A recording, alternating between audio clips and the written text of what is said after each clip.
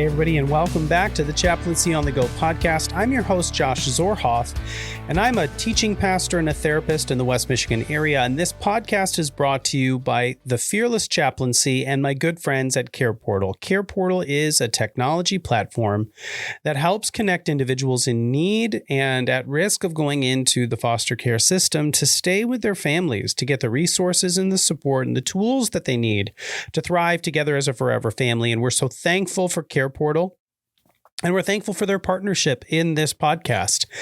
And as we enter into a conversation today, I want to share with you a couple of thoughts that I've had as I've interacted with clients over the last few years. There seems to be a connection between what has happened to us in the past and what we remember about what's happened to us in the past and how that impacts us in the day-to-day life that we have now. In a lot of ways, what happens to us in our lives sets us up for an expectation of what it is that we're going to experience or go through or think about in like tomorrow or in the future. And oftentimes I tell clients that this is not that this might have happened and it may feel similar to what did happen in the past, but they're not the same thing. And sometimes it's hard to know the difference between this and that. To put in another word, what we go through and what we've been through are not the same thing. They may feel the same. They may give us the same emotional responses. They may even be similar in detail, but they're very rarely identical circumstances or situations. But our body will sometimes tell us or try to tell us that they are in fact the same, or we may respond to them in a way that says, hey, this is the same. And I'll give you a really good example of this. When I was in a relationship in my young adult years, that relationship turned into a marriage. That marriage had a lot of infidelity in it. My first wife was unfaithful and she cheated on me a lot. And that was a really hard experience for me to be in. That was a really hard experience for me to go through. And ultimately, she wound up leaving me and it devastated me. And I remember clearly when I was in my mid-20s having my first panic attack when all of that was going on. And I felt like my world was falling apart. And thankfully, I was able to recover from that. I was able to find healing from that. I went through a lot of therapy for that. I went on my own personal journey of healing. I met the God of the universe that I believe is Jesus in that, and Jesus and therapy and the healing that I got through those times have brought me to a place where I'm in a much better place. And I'm remarried to a woman who I love and who is faithful. And we have a family together and it's fantastic. And yet at the same time, there's this lingering thought that I'm going to do something or I'm going to screw up in some way and Christy's going to leave me. My wife is going to leave me, just like my first wife left me. And when I get into situations where I feel like Christy's mad at me or she's disappointed with me or I've done something to hurt her in some way, and that happens in marriage, I get this deep sense, this deep fear that, yeah, she's going to leave me. And it's in those situations where I have to remind myself that this is not that. This situation where my wife is upset with me is not the same as that situation where my ex-wife was disappointed with me or wasn't in love with me anymore or wanted to do her own thing. They are not the same situation. But here's the problem, friends. Our brains may know that, but our emotions and our bodies, they don't know that. Our brains have to tell them that. And even in the best of circumstances, when our brains know the truth, there's this other part of our brain in the limbic system that is constantly translating and constantly evaluating and telling us that even though we know that they're different, they still feel the same in some way. Because as Bessel van der Kolk once critically stated, the body keeps the score. Our bodies hold on to these painful memories and these painful events. And it's really, really important to remember that this is not that. And it may feel like that. This may feel like that, but they're not the same thing. I love what Kurt Thompson says in his work. He had a book on suffering that came out a little while ago.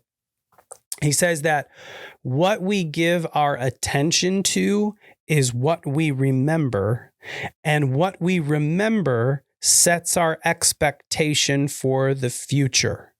Let me say that again. What we give our attention to is what we remember, and what we remember sets our expectation for the future. So if you've gone through a painful event and you continue to think about that painful event and all the painful memories attached to it, that's going to be what you remember in that event. And if you remember that event, it's going to set your expectation for what will happen to you in the future. And you don't want that. Let me break it down in my own story for you. If I continually pay attention to the fact that my ex-wife had an affair and left me, that's going to be what I remember. And honestly, that will be the dominant go-to narrative that I have in my now relationship and in new relationships that I have. Not necessarily marriage, but friendships as well.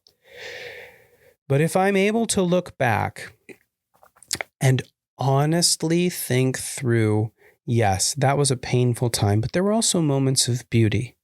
There were also times where I was happy.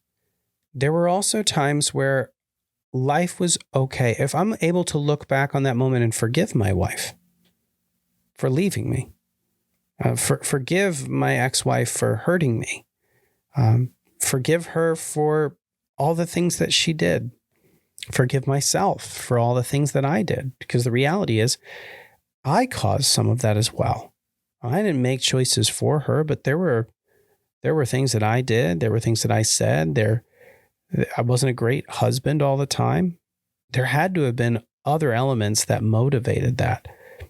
If I can face all of that, I can forgive her, I can forgive myself, I can choose to see what God was doing in that, how God was leading me to a new stage of life, how God was working, how God journeyed with me, how he healed me in that, then I have a better shot at seeing things differently. And if I can see them differently, I can remember them differently. And if I can remember them differently, I can have a different expectation for the future. It's critically important to realize that the things that happened to us in the past, if we don't do something about them, they will impact how we see the future. And they will also, in a lot of ways, predict how we're going to behave in those situations. So past experiences do impact present circumstances, and they predict future outcomes.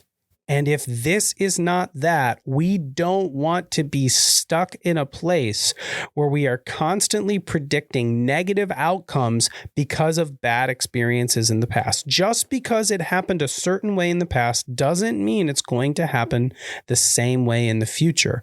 We can choose to think about and work through and do those things differently, but it's going to take some work. And so I want to take some time to unpack some ways that you can, in fact, process through past experiences so that you can have a healthy outlook on the present and healthy expectations for the future.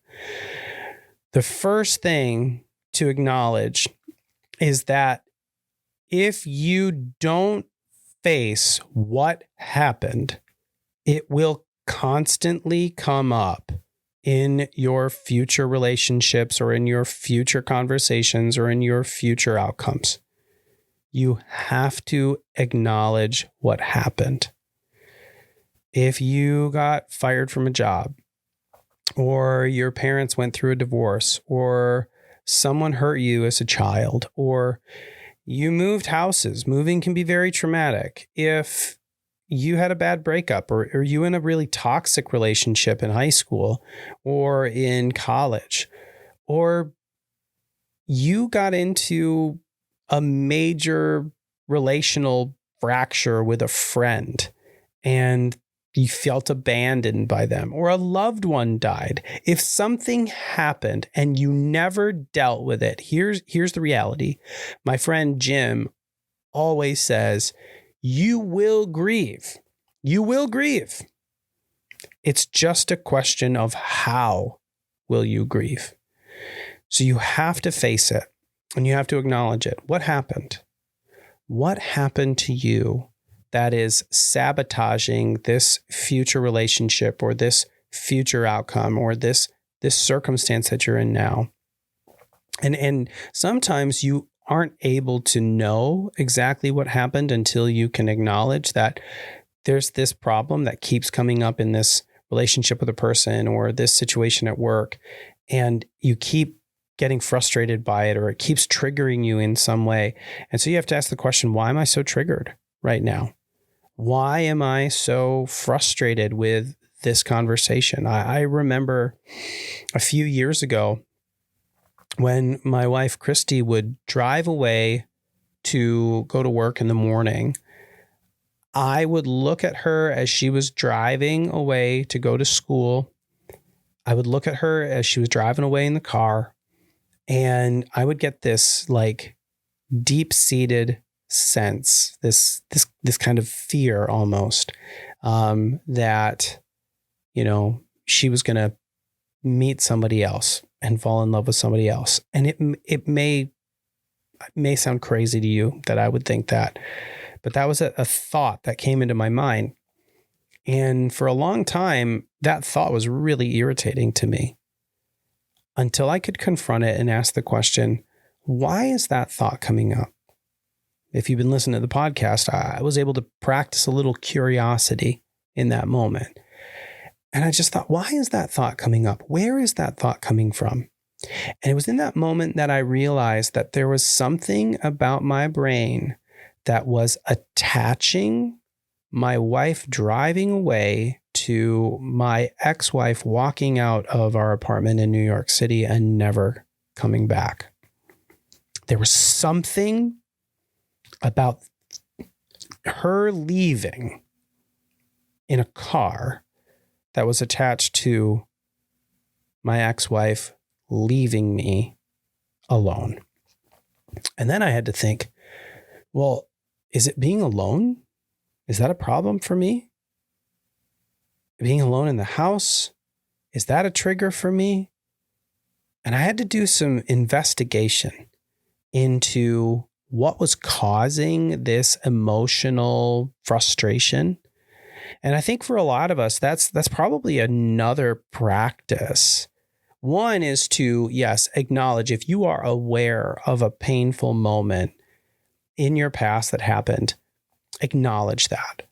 two, if there's a trigger that is coming up consistently in your life, ask the question, what is going on here?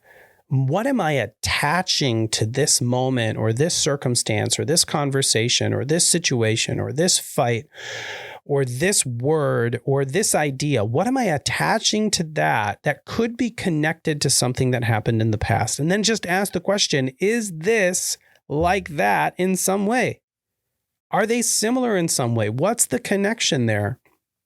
And then if you make the connection, you got to go back to what happened in the past. And whether that is journaling, which journaling, by the way, is a great way to process through all of this, or traditional talk therapy with a counselor or a spiritual advisor or a pastor who is trained to help ask those questions that can walk through it, or a corporate chaplain, if you have one of those, just talk to somebody who is skilled to maybe process through what is connecting this moment to that experience. And then remind yourself that this is not that. In fact, maybe a good practice is to walk through the ways that this situation is different from that past experience and write down the ways that they are similar. You can do a little worksheet and say, okay, what is similar about this situation to that experience? And then what is different from this situation to that experience? And think through some of the ways that are similar and that they're different, and then acknowledge that this is not that.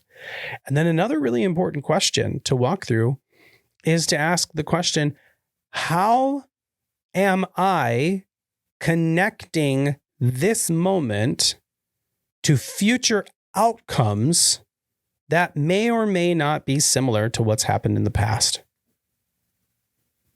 What am I anticipating here? What am I hoping for here? Or what am I afraid of here? And what kind of damage could that be doing to my future interactions, my future relationships, my future work, or my future possibilities? What am I connecting to this? What am I fearful of? And how is that maybe sabotaging my future? Just acknowledge that. And for me, if I'm not aware of the fact that I went through a really painful experience in my past relationships, you know what? I can do a lot to sabotage my current relationship with my wife. I can say a lot of things that are hurtful. I can withdraw or retreat. I can fall into patterns where I get quiet or I get sullen and I get like irritable. And then I quietly take it out on her, which isn't fair. It's not fair to her. It's also not fair to me. And here's the crazy bit. If I do that, well, I'm kind of setting myself up for failure in the future.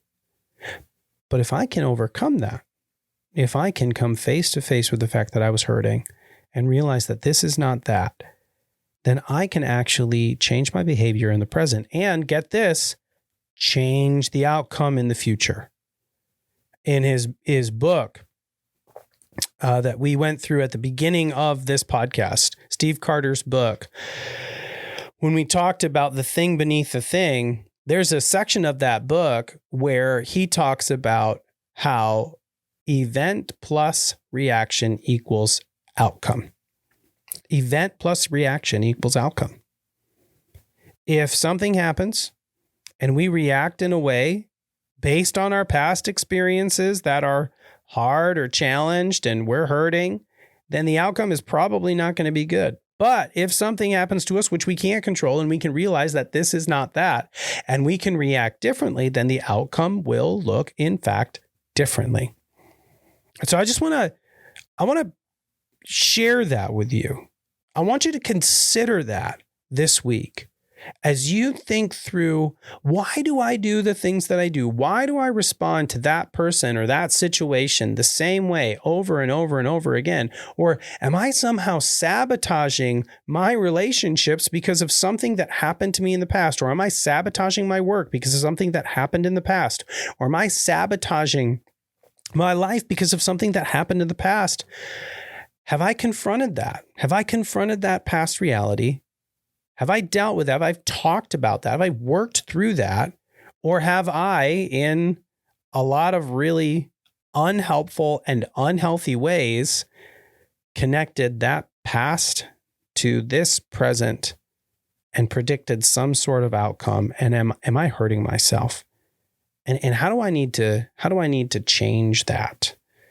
Those are some of the questions that you should be asking.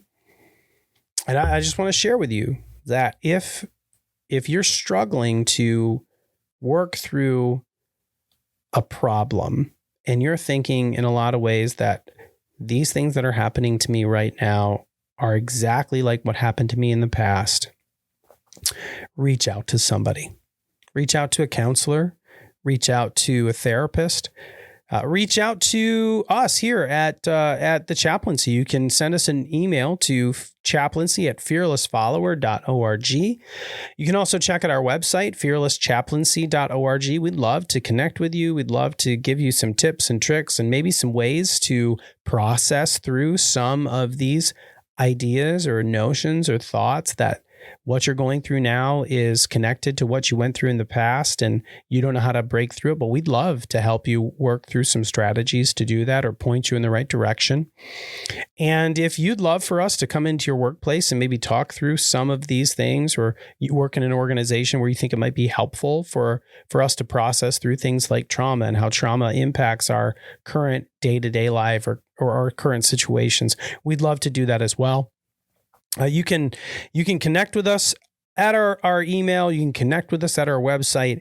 We're going to continue on in this conversation of learning how to navigate things that happen to us and how they connect to elements in the future and maybe ways that we can grow from that. We're excited to do that. That's all we have for you now. We will talk with you later.